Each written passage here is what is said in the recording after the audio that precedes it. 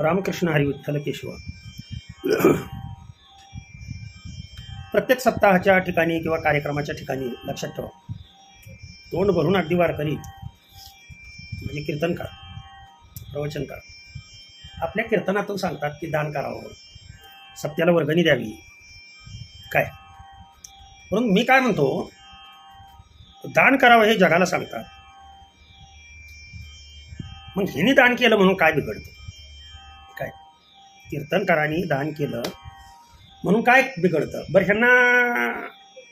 ह्यांचं स्वतःच द्यायचं आहे का माझ्या बापाच द्यायचं आहे का त्यांच्या बापाच द्यायचं आहे? अहो, देणारा कृपा करणारा, मी काय म्हणतो, कृपादान केले संती कल्पांतीही सरेना. आता ज्या वेळेला जनसमुदाय ह्यांच्याकडे पाहतो त्यावेळेला काय म्हणून पाहतो की बाबा महाराज आले, संत आले, संत आले, संत येई घरा तोची दिवाळी दसरा. तुम्ही म्हणाल महाराज तुम्ही लई शानपणा करायला लागलाय, बऱ्याच जणांचं असं मत. कारण जळणारे भरपूर असतात हो, सत्य बोलणाऱ्यावर जरा जळणारे जास्त असतात. तर तुम्ही काही जरी म्हणला तर मी सत्य बोलणे हे माझं कर्तव्य आहे. काय हरकत आहे तुम्हाला दान करायला? काय हरकत आहे मला सांगा ना. सत्यामध्ये तुम्ही जिथे कीर्तनाला जाता तिथे तुम्हाला दान करायला काय हरकत आहे? हे काय तुमच्या बापाचं आहे का माझ्या बापाचं आहे? मिळालेलं पाकिट हे तुमच्या बापाचं आहे का माझ्या बापाचं आहे? आलं का लक्षात? ते कृपादान तुम्हाला कृपेमुळे, संतांच्या कृपेमुळे मिळतंय. बरं, सर्व काही संतांचं वापरायचं आणि निमित्त तुम्ही, बरं हे तुमच्यावरती संतांची कृपा आहे. आलं का लक्षात? म्हणून तुम्ही कीर्तनकार झालाय. कीर्तनकार कुणालाही होता येत नाही, लक्षात ठेवा. जनरली कीर्तनकार कुणालाही होता येत नाही. ज्याला बोलण्याचं ऑलराऊंडर व्यक्ती लागते. तर महत्वाची गोष्ट मी सांगतो, म्हणजे त्याला गायन आलं पाहिजे. बरेच असे कीर्तनकार आहेत की जे गायनाचार्य घेऊन फिरतात. गायन येत नाही, अगदी रामकृष्ण हरीपासून ते गायनाचार्यांनीच म्हणायचं सगळं. काय नाही, हे फक्त बडबड बडबड बडबड करायचं. एक चाल येत नाही, अभंग पाठांतर भरपूर, शब्द पांडित्य भरपूर. पण कीर्तनात ते गाताही आलं पाहिजे. आणि ज्याला गाता येतं ना त्याला उभा राहता येतं, लक्षात ठेवा. त्यांना ते येतंय का मी काय म्हणतो ते? जो गातो तोच उभा राहतो, जो वाजवतो तोच उभा राहतो, लक्षात ठेवा. आणि ज्याच्या अंगी कला आहे तो कधीच खाली पडत नाही, तो नेहमी उभाच राहतो. तुम्ही म्हणाल महाराज असं काय सांगताय दानाबद्दल? एकतर आम्ही वन एवढं 400-500 किलोमीटरवरनं फिरून पाकिट मिळालेलं असतं आम्हाला. 5 नाही तर 2,000, नाही तर 3,000, नाही तर 10,000. काय करणार? 20-20 हजाराची पाकिट आहे त्या सोडून तिकडे घुसतच नाही. पाकिट लाखाचं मिळू द्या, 20,000 मिळू द्या, 50,000 मिळू द्या. मी काय सांगतोय ते पहा. म्हणजे तुम्हाला खरोखरच तुमचं जीवन जर सार्थक करायचं असेल कीर्तनकारांना, तर जगाला तुम्ही सांगताय दान करा, पण तुम्ही किती करताय का? तुमची कुठं पंगत आहे का अन्नदानाच्या बाबतीत? तुम्ही काय बाबा एक 200 एकर जमीन कोणाला दान दिली का? ज्ञानदान करताय, लक्षात ठेवा. त्या ज्ञानदानापेक्षा सुद्धा कृपादान हे सर्वात श्रेष्ठ आहे. आणि ते कृपादान तुम्हाला संतांनी केलेलं आहे. त्याच्यामुळं ह्या दानामधून, बरं हे तुमचं नाही स्वतःचं आहे का तुमचं? तुम्ही फक्त शब्द पांडित्य गाजवता. पण मी कसं त्याचंच घ्यायचं आणि त्यालाच द्यायचं? हे मिळतंय कुणामुळं? त्याच्यामुळेच मिळतं. आणि मग द्यायचं आहे कोणाला? ज्याच्यामुळं मिळतंय त्यालाच द्यायचं. तुम्हाला तारीख कोणी दिली? तर सप्ताह नियोजकाने, बरोबर आहे का? म्हणजे सप्ताह नियोजनाकडून तुम्हाला काहीतरी मिळणार आहे. मग ज्यानं दिलं त्यातलं 10% तुम्हाला माघारी द्यायला काय हरकत आहे का? दान म्हणून द्यायला काय हरकत आहे का? तुम्ही म्हणाल असं कसं काय महाराज बोलताय? तुम्हाला सांगतो बरं का, अनेक दृष्टांत आहे त्याच्यावरती. एक साधा भोळा वारकरी आळंदीवरून, लक्षात ठेवा, वारीच्या वेळेला, पंढरीच्या वारीच्या वेळेला चालता येत नाही, काय नाही, दिंडीमध्ये प्रवास सहन होत नाही. म्हणून आपला अगोदरच जाऊन पंढरपुरात बसावं म्हणून एकादशीच्या आदल्या दिवशी. आता हे कसं आहे, वाहनं डायरेक्ट असतात, आळंदी पंढरपूर, पुणे पंढरपूर, कराड, पंढरपूर, सातारा, पंढरपूर, डायरेक्ट पंढरपूरमध्ये वेगवेगळ्या, तसं आळंदी पंढरपूर असा तो प्रवास करायला निघालेला असतो आणि स्टँडवर थांबलेला असतो. आणि तिथं स्टँडवर थांबल्यानंतर आता वारी म्हणल्यानंतर आळंदीतून येणारे थोडे लोक आहेत कसं म्हणा, मग तिथूनच आपले आरोग्याचे डॉक्टर, आरोग्य खात्याकडे ते वारीच्या निमित्त किंवा वारीमध्ये औषध पुरवठा कसा चालला आहे हे पाहण्यासाठी त्यांची नेमणूक तिथून आळंदीमधून झालेली असते आणि ते बी थांबलेले असतात. आपल्या आता एस टी लागेल, मग एस टी लागेल. आता समाज एवढा जमलेला असतो, लक्षात ठेवा. त्या एस टीमध्ये चढत असताना काय होतं, या वारकऱ्याचा धक्का त्या डॉक्टरला लागतो. त्या डॉक्टरला धक्का लागल्यानंतर तो डॉक्टर म्हणतो, लागा वारकरी येईल का जरा नीट जरा वारकरी म्हणलं की तुम्हाला सांगतो कोण न बोलील तो आळसा. बरं, म्हातारं वृद्ध आहे, त्याला काय बोलावं काय नाही कळत नाही. तुला कसं वागायचं ते? वारकरी आहेस ना, संत आहेस, हां संत म्हणावी तू स्वतःला. ते आपलं विचार ग बसतं, परंतु त्या दाटीवाटीत घुसून ही बोलतच थांबतं खाली. पण ती वारकरी फार चालक असतो की त्यालाच दम देत बसतं आणि ही जमिनीवरचा पाय उचल ना. तो वारकरी तुम्हाला सांगतो काटकुळं वय झालेलं असतं, पण त्यातनंच लगेनं पुढं जाऊन धक्क मारून पुढं जातं, त्यात याला धक्का आणि म्हणूनही बोलतो. मग भरगच्च ही वजन जाड माझ्यासारखं असल्यामुळं त्याला काय चढता येत नाही, म्हणून आपलं ही जातो. तर ते वारकरीने काय केलेलं असतं, आज जाऊन त्या साहेबाला काय चढायला येणार नाही, आपला धक्का लागला आहे त्याला, म्हणून यांनी जाऊन लक्षात ठेवा तिची जागा धरलेली असते, पकडलेली असते. मग गेल्यानंतर बाकी सगळी म्हणते ही कुणाही जागा, ही कुणाही जागा हाय म्हणते त्या माणसाची. काय तुम्हाला सांगतो, मनुष्य गाणं घुम होतो तो डॉक्टर. तिकडे तिकडे बघतो कुठंच जागा नाही. त्या माणसाच्या जवळ सीट दिसतो रिकामाच. त्याला म्हणतो, हे खालना धक्का देऊन आला म्हणला, पळ हे कोणासाठी ठेवली जा? आहो साहेब म्हणला तुमच्यासाठी ठेवली, या म्हणला बस. बसतो म्हणले, तुम्हाला सांगायची गरज नाही. अहो साहेब एवढा राग चांगला नसतो. हां कुठे निघालाय तुम्ही? कुठे का जायना मी, तुला काय करायचं आहे? तुम्हाला राग आला का माझा धक्का लागला म्हणून? ते आपलं विनंती करते. काय नाही म्हणले, गपचीप बस. गपचीप म्हणले प्रवासामध्ये पंढरपूरला जायचं. तुझा वैताग म्हणजे पंढरपूरपर्यंत आहे. वैताग नाही रे साहेब म्हणले, आमचा कशाचा वैताग, आम्ही गरीब लोक. काय नाही तुम्हाला सांगतो, एस टी हलवून थोडाशी 4-5 किलोमीटर निघाल्यानंतर पुन्हा ते तोंडाकडे बघून राग काय कडे शांत जा, अय साहेब असं हलवून साहेब चिड करून द्यायचं त्यास. तो बाकीचे लोक हसायचे, तो साहेब चिडायचा. काय ना म्हणायचं, माफ करा, परंतु गप बसून कसं चालेल? तुम्ही कुठे निघाला? निघालो म्हणला मसनात. अहो ही म्हणला गाडी मसनात नाही, पंढरपूरला चालली. आमचा मसन वाटत आहे म्हणला. डॉक्टर म्हणला बघा, अहो तसं बोलू नाही, तुला गप बस म्हणून सांगितलेलं कळतं का म्हणला? बोलून म्हणून सांगितलेलं कळतं का म्हणला? नाही म्हणला, चुकलं असेल तर आणखीन एकदा माफ करा म्हणला. आपण म्हणला गप्पा मारत जाऊ. कशा गप्पा म्हणला? तुझ्यासारख्या बावळट असं. आणि बऱ्याच जणांना असं, बरं का तुम्हाला सांगतो, बऱ्याच जणांना असं वाटतं की ही मूर्ख आहे, वारकरी मूर्ख आहे बरं का. परंतु मी सांगतो वारकरीच्या कुणी नादा लागायला नाही बरं का. वारकऱ्यासारखा चॅप्टर प्राणी कोण सुद्धा नाही. दृष्टांत नाही सांगत बसत, पण सांगतो तो तुकामानी बोळा जिंकू झाली कळी काळा अशा अवस्थेत असते.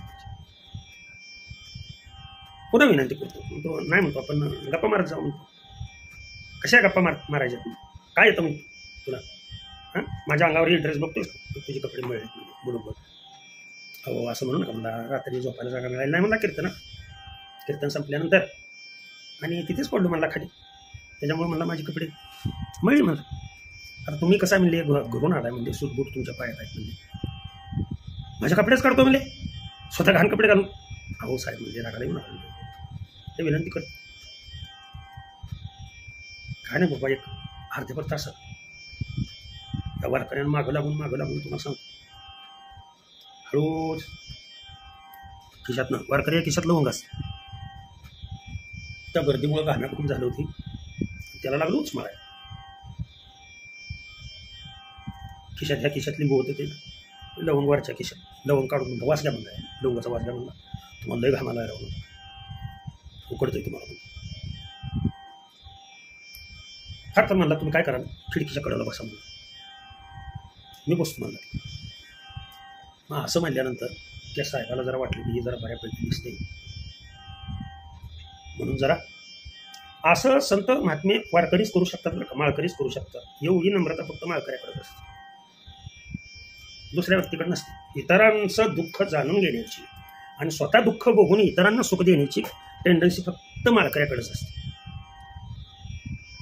मग तो कीर्तनकार असू द्या, गायनाचार्य असू द्या, मृदंगाचार्य असू द्या, प्रवचनकार असू द्या, कोणी असू द्या, संप्रदाय आमच्या वारकरी संप्रदायातली व्यक्ती म्हणली की तुम्हाला मायावर दिसणार. अपवादात्मक गोष्टी त्या सोडत. मग असं म्हटल्यानंतर जरा त्याला बरं वाटतं, आनंद होतो जरा. काय नाही म्हणला साहेब, कुठे निघाला तुम्ही? काय म्हणले, तुला मगाशी सांगितलं म्हणजे पंढरपूरला माझी बुद्धी आहे रे, तिकडे जा. हो असं आहे म्हणले. अहो म्हणले आता इथनं पंढरपूरला जायचं म्हणजे जवळजवळ 7-8 तासाचा प्रवास आहे आणि 8 तास आपण गप बसून जायचं. मग म्हणले काय आता सोनापाणी खेळतो बा इथं म्हणले घरी साहेब. नाही ना म्हणले, आपल्याला म्हणले इकडे तिकडे हलताही नाही, सोनापाणी काय खेळताय. मग काय करायचं? काय नाही म्हणले, बसूनच आपण म्हणले, बसूनच विज्ञानाच्या किंवा बुद्धीच्या तुरी याच्या बँडे खेळायच्या म्हणते. त्याला हुमणं म्हणतात. हुमणं का हुमणं म्हणतात? हुमणं कोडं म्हणा तुमच्या भाषेत. बरं म्हणजे कोडं म्हणल्यानंतर ह्याला येतो 4-5 कोडी येतो. पण म्हटला असं तसं नाही खेळायचं आणि जुकार बी नाही खेळायचं. मग काय करायचं? तेव्हा मी प्रश्न तुम्हाला विचारेन, तुम्हाला जर त्याचं उत्तर नाही आलं तर तुम्ही मला 2 रुपये द्यायचे. आणि तुम्ही प्रश्न विचारलेल्याचं उत्तर जर मला नाही आलं तर म्हणजे मी 1 रुपया द्यायचा. असं काय कुठं असतं का? म्हणजे मी 2 रुपये तुला द्यायचे आणि तू 1 रुपया मला द्यायचा, ही भेदभाव आहे म्हणजे.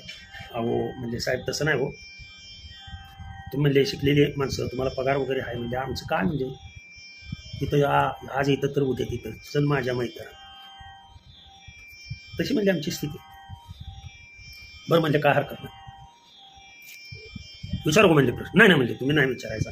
अहो म्हणजे शिकलेला आहे तुम्ही, अशिक्षित मी आहे ना, त्यामुळे म्हणजे पहिला प्रश्न म्हणजे मी विचारले. आता त्याला वाटले काय ह्याचा प्रश्न असतो. ठीक आहे म्हणला, विचार म्हणला प्रश्न.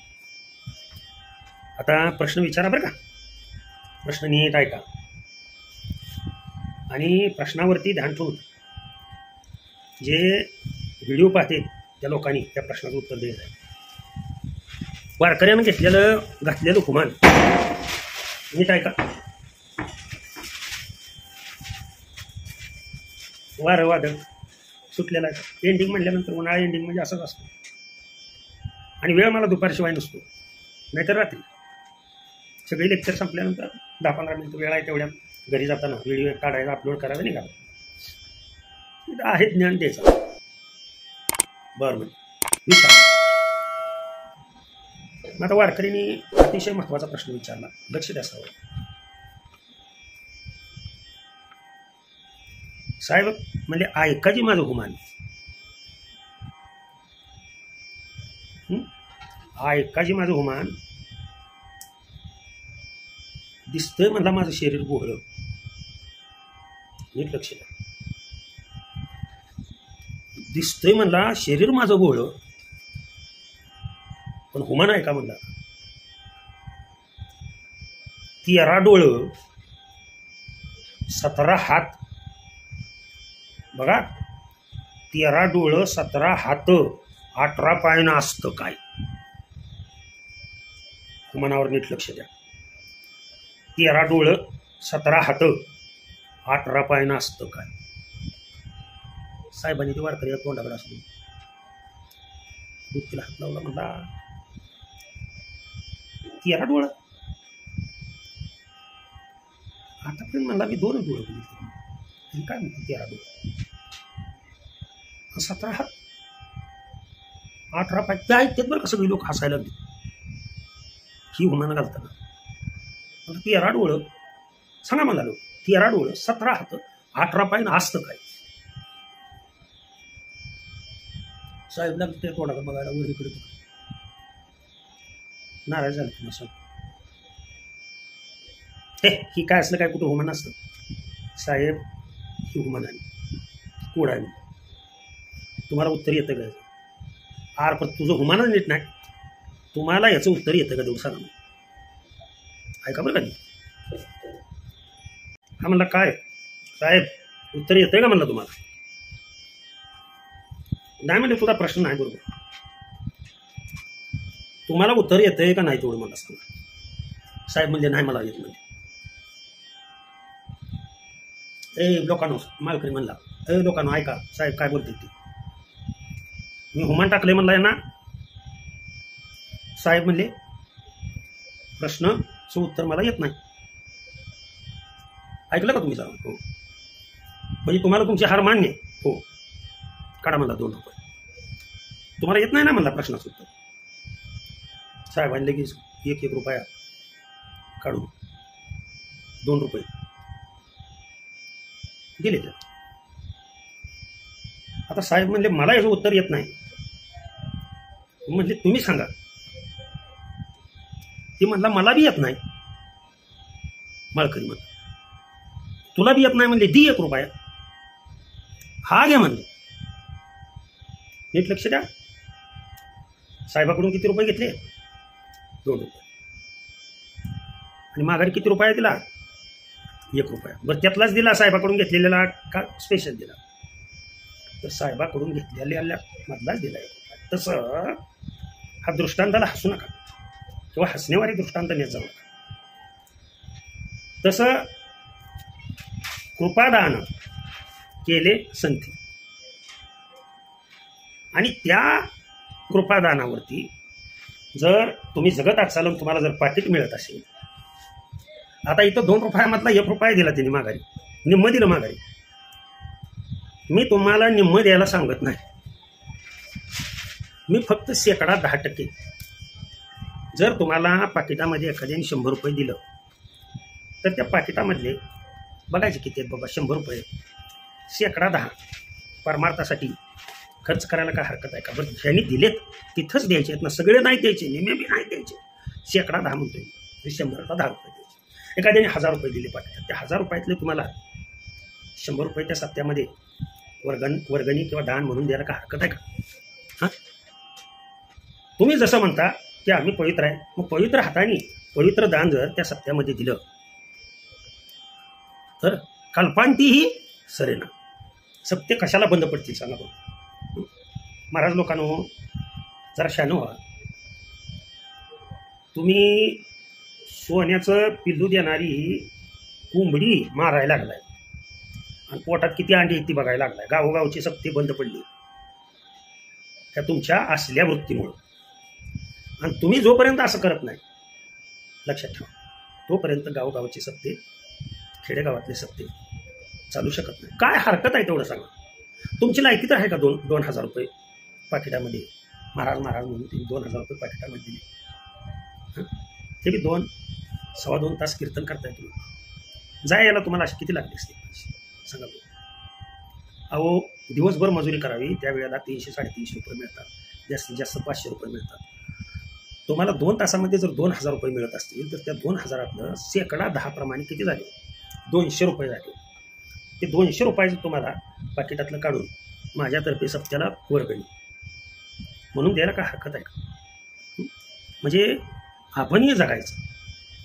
Leave and let live. जगा आणि जगू द्या. जगा आणि बंद पडू द्या ही वृत्ती ठेवू नका. लिव्ह अँड लेट लिव्ह इंग्लिशमध्ये जगा आणि जगू द्या ही मराठीमध्ये तिचा अर्थ आहे. ज्याच्या जीवावर जगताय ते चाललं पाहिजे ना. पुढल्या वर्षी आपल्याला कीर्तनाची तारीख त्या गावात मिळण्याची वृत्ती असे तेवढा स्वरूप चढतो सप्ताह करणाऱ्या लोक असे. अरे बोले तैसा सारी. महाराज जसे कीर्तनच सांगितले तसं आचरण केलं बरं का महाराज. हा आदर्श तुमच्याकडून लोक घेतात लक्षात ठेवा. म्हणून रागाला जाऊ नका मी हे बोलतोय म्हणून. परंतु जर ही वृत्ती तुम्ही धरली प्रत्येक कीर्तनकाराने ही वृत्ती जर धरली माझी हात जोडून विनंती तुम्ही मला बुटाने जरी मारलं तर माझ्या वाणीमध्ये काय बदल होणार काय निर्णय? हा निर्णय कीर्तनकारांनी जर घेतला किंवा गायनाचार्यांनी घेतला, मृदंगाचार्यांनी घेतला, तर काय हरकत आहे सांगा की तुमची वर्गणी सत्ता नियोजन कमिटी पुढच्या वर्षी वापरेल. देणाऱ्यांनी देत जावे, घेणाऱ्यांनी घेत जावे. लक्षात ठेवा ह्या गोष्टी. जसं घेता घेता आपण घेतोय, घेता घेता त्याच्याकडून घेता घेता देणाऱ्याचे हात घ्यावे. म्हणजे काय? देणारा आहे त्याचा दातृत्व गुणधर्म आपल्याकडे थोडा तरी येऊ द्या ना. त्यातले 2000 रुपये दिले तर 200 रुपये काढून द्यायला काय हरकत आहे का? 10,000 रुपये जर दिले तुम्हाला पाकिटामध्ये तर त्यातले 1000 रुपये वर्गणी द्यायला काय हरकत आहे का? पुढल्या वर्षी तारीख मिळायची नाही का तुम्हाला? माणसामध्येही लक्षात ठेवा व्हावा म्हणतो. आणि सत्तेचे बंद पडत, माझी तळमळ ही की गावोगावचे सत्ते बंद पडायला लागले. ते बंद पडू नये, ते चालू राहिले पाहिजे. अहो 20 वर्षापूर्वी आमच्या गावात सत्ता होता, तुम्हाला खोटं नाही सांगत. मी यावर्षी करणार आहे सत्याचं नियोजन. तो सत्ता ह्या महाराज लोकांच्या पाकिटामुळे बंद पडला. माझं गाव एवढं मोठं नाही आणि इथे तुम्हाला सांगतो त्या पार्टिशनमुळे, यात एक तर पार्टिशन यात शिरता कामा नये. कारण हे भगवंताचं नामस्मरण करण्याचं ठिकाण आहे. आणि हे जर आपण अगदी ह्याला उत्तम व्यवहार म्हणतो. आणि असं धन तुम्ही जोडा म्हणतोय, मिळवा नाही. मिळवायचं म्हणलं तर तुमचा घास नाही मिळवायचा. हे आपोआप धन, प्रारब्धेची जोडे धन, प्रारब्धेची वाढेमान. लक्षात आलं? किंवा जोडून या धन उत्तम व्यवहार. त्याला उत्तम व्यवहार म्हणतो. का नुसतं घेतच आहे समोरच्या. देण्याची वृत्ती. तुम्ही म्हणसाल महाराज संस्थान आम्ही एवढी तुम्ही काय सांभाळताय हे महत्वाचं नाही. मग हे बंद पाडून तुझं चालू ठेवायचं आहे का? ही वृत्ती आहे का तुमची? मी जरा कडक बोलतोय परंतु वस्तुस्थिती बोलतो. अहो तुमचं बी चाललं पाहिजे, ते बी चाललं पाहिजे, पण सगळे नाही द्या म्हणत मी. 1/10 म्हणतोय. असं जर केलं तर माऊली हो, भरभराट तुमचीच नव्हे समाजाची सुद्धा. आणि तुम्हाला समाज अतिशय व्यवस्थित प्रेमाने वागेल. नाहीतर तुम्ही जर ही वृत्ती नाही अवलंबली तर एक दिवस असा येईल, लक्षात ठेवा. त्या दिवसाची आपण कल्पना सुद्धा करू शकतो. ओके. रामकृष्ण हरी. विठ्ठल केशवा कुंडलिक वरदा हरी विठ्ठल श्री ज्ञानदेव तुकाराम.